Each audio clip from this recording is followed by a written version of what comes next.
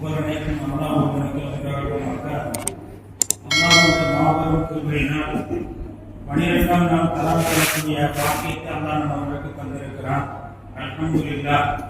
இந்த தொழுகைக்கு என்ன கூலி நன்மை என்று பார்க்கின்ற பொழுது நபிகள் நாயகம் ஸல்லல்லாஹு அலைஹி வஸல்லம் சொல்லி காட்டுவாங்க, நாளைக்கு மறுமையில எழுப்பக்கூடிய தருணத்தில் பௌர்ணமியை போல பிரகாசமாக இருப்பாங்க அப்படின்னு ஸல்லல்லாஹு அலைஹி வஸல்லம் சொல்லி காட்டுறாங்க. நாம ரமதானுடைய மாதத்தை அடைந்து முதல் 10 கடந்து 2வது 10 நடுப்பத்தில் நாம் இருக்கிறோம். இந்த நடுப்பத்தை எப்படி கழிக்க வேண்டும் என்பதை நபிகள் நாயகம் ஸல்லல்லாஹு அலைஹி வஸல்லம் சொல்லி காட்டுறாங்க. அப்படின்னு பார்க்கின்ற பொழுது இந்த 2வது 10 மக்ஃபிரத்திலே கழிக்க வேண்டும் என்று சொல்லிவிட்டு அல்லாஹ் தஆலா ஒரு இடத்துல சொல்லி காட்டுகிறார். நல்ல அடியார்கள் என்று சொன்னால் யார், அந்த நல்ல அடியார்களுடைய தன்மை என்ன, சிஃபத்து என்ன என்பதை பற்றி அல்லாஹ் சொல்றார். வல்லதீன இதா ஃபஅலு ஃபாகிஷத்தன் அவ் ஸலமு அன்ஃபுஸஹும் ذكروا ஃபஸ்தக்ஃபிரு லிதுனூபிஹிம். அல்லாஹ் தஆலா இந்த வசனத்தில் என்ன சொல்லி காட்டுறான்னு சொன்னா, நல்லடியார்கள் எப்படி என்று சொன்னால் இதா ஃபஅலு ஃபாகிஷத்தன், ஏதாவது ஒரு அருவருப்பான ஒரு காரியத்தை செஞ்சிட்டா என்ன செய்வாங்க சொன்னா, அவ் ஸலமு அல்லது அநியாயம் செஞ்சிட்டா ذكروا அல்லாஹ்வை நினைப்பார்கள். ஃபஸ்தக்ஃபிரு லிதுனூபிஹிம், தான் செஞ்ச தவறுக்கு உடனேயே என்ன செஞ்சுவாங்க, பிறகு என்று தள்ளி போடாம தான் செஞ்ச தவறுக்கு உடனேயே இறைவனிடத்தில் பாவ மன்னிப்பு கேட்பாங்க. இவங்க தான் நல்லவங்க, நல்லடியார்கள் என்று அல்லாஹ் தஆலா குர்ஆன் வசனத்திலே சொல்லி காட்டுறாங்க. பொதுவாகவே நம்ம பார்க்கின்ற பொழுது ஸல்லல்லாஹு அலைஹி வஸல்லம் சொல்லி காட்டுவாங்க, குல்லு பனி ஆதம ஹத்தாவுன், மணி ஆதம் அலைஹிஸ்ஸலாத்து வஸலாம் அவருடைய பிச்சலங்கள் எல்லாருமே தவறு செய்யக்கூடியவர்கள். ஆனா தவறு செய்யக்கூடியவர்கள் யார் சிறந்தவர்கள் என்று சொன்னால் அத்தவ்வாபுன, தன்னுடைய தவறுக்கு யார் தௌபா செய்கிறார்களோ அவர்கள் தான் சிறந்தவர்கள் என்பதை நபிகள் நாயகம் ஸல்லல்லாஹு அலைஹி வஸல்லம் சொல்லி காட்டுறாங்க. மட்டுமல்ல, இந்த ரமதானுடைய மாதத்தை இறைவன் கொடுத்ததுடைய நோக்கமே நாம் இறைவனிடத்தில் பாவ மன்னிப்பு பெற வேண்டும். எப்படி என்று சொன்னால், நபிகள் நாயகம் ஸல்லல்லாஹு அலைஹி வஸல்லம் நாம் அறிந்த செய்தி, அதாவது ஜும்மா குத்துபா ஓதுறதுக்காக மெம்பர் படியில ஏறாங்க. அப்படி ஏறக்கூடிய தருணத்துல ஆமீன் ஆமீன் சொன்னாங்க. அப்ப வெளியே வந்த பிறகு சஹாபா பெருமக்கள் கேட்டாங்க, எப்பவுமே குத்துபாவுக்கு மெம்பர் படியில ஏறுவீங்க, குத்துபா பிரசங்கம் செய்வீங்க, ஆனா இந்த வாரத்துல ஒரு வித்தியாசமா ஆமீன் ஆமீன் கேட்கல, என்ன காரணம் அப்படிங்கிறப்ப ஒரே ஒரு செய்தி, 3 செய்தி, ஒரே ஒரு நமக்கு வேண்டிய செய்தி என்னன்னு சொன்னா, அதாவது ரமதான் மாதத்தை அடைந்து பெற்றுக்கொண்டு யார் பாவ மன்னிப்பு பெறவில்லையோ அவர்கள் நாசம் அடையட்டும் என்று ஜிப்ரீல் அலைஹிஸ்ஸலாத்து வஸலாம் துஆ செஞ்சாங்க. நான் ஆமீன் சொன்னேன். அப்ப ரமதானுடைய மாதம் நமக்கு வந்ததுடைய நோக்கமே பாவ மன்னிப்பு பெற வேண்டும். யார் ரமதானுடைய மாதத்தை அடைந்து பெற்றுக்கொண்டு பாவ மன்னிப்பு பெறவில்லையோ அவர்களுக்கு நாசம் உண்டாகும் என்று ஜிப்ரீல் அலைஹிஸ்ஸலாத்து வஸலாம் அவர் சொல்லி இருக்கிறாங்க. அப்படிப்பட்ட ஒரு சாபத்திற்கு ஆளாகாதவர்களாக நம்ம இருக்கணும்.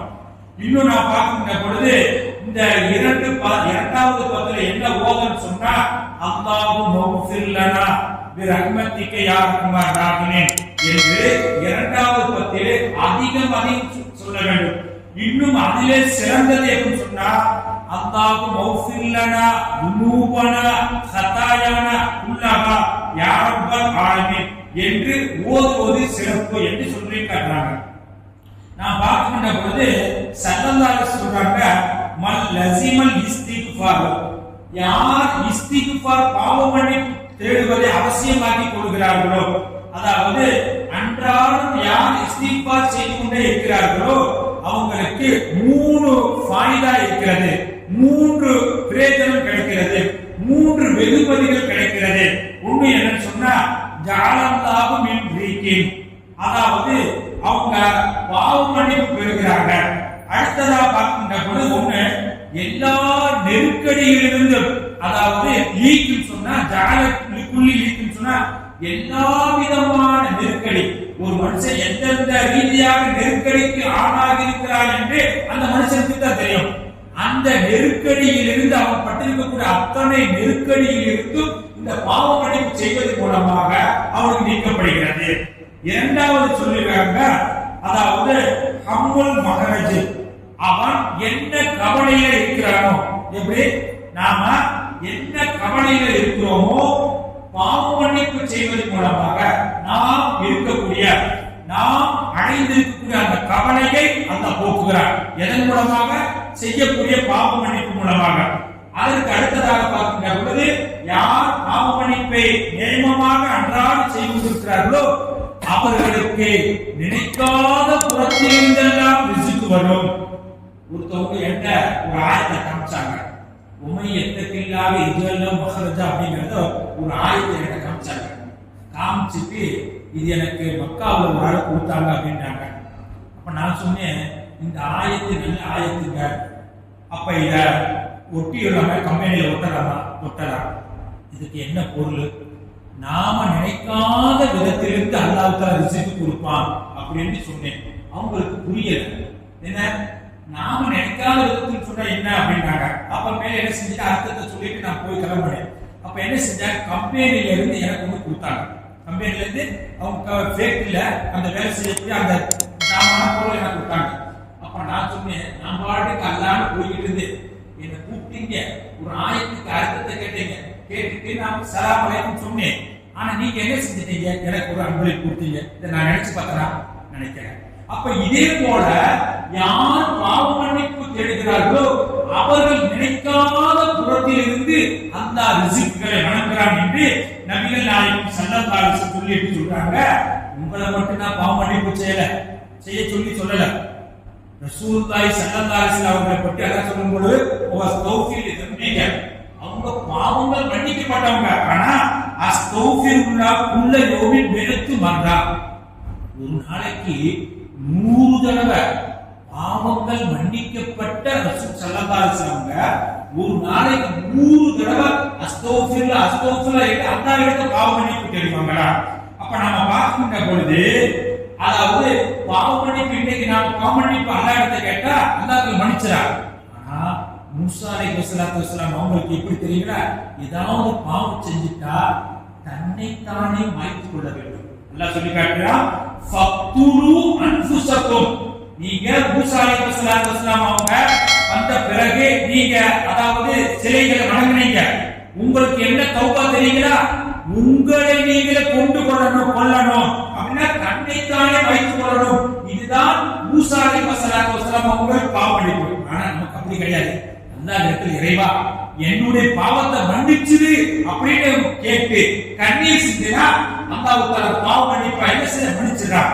அந்த மன்னிப்பதற்குரிய நாள் தான் 2வது பத்து மட்டுமல்ல, ஆதம் அலைஹிஸ்ஸலாத்து வஸலாம் அவங்க நபிமார் ஒவ்வொரு நபிமாரும் பாவ மன்னிப்பு கேட்டிருக்காங்க. எப்படிங்க, நான் வரலாறு சொல்ல நேரம் இல்ல. ஆதம் அலைஹிஸ்ஸலாம் ஹவ்வா அலைஹிஸ்ஸலாத்து வஸலாம் அவங்களுக்கு சரிவுதல் ஏற்பட்டுச்சு. என்னென்னமோ அல்லாஹ்விடத்துல சொன்னாங்க, என்னென்னமோ வார்த்தையில சொன்னாங்க, அல்லாஹ் பாவ மன்னிக்கல. அல்லாஹ்வே எனக்கு கொடுத்தார். ஆகவே இப்படி என்னிடத்துல பாவ மன்னிப்பு கேளு. எப்படி?